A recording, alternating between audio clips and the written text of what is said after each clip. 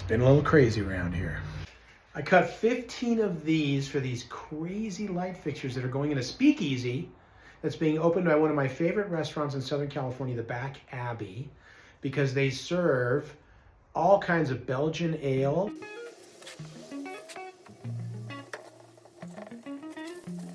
Honestly, I'm not down with the IPA thing. It's just not my jam. And for beer lovers, those are fighting words. You know, I mean, if you have to unfriend me, I get it.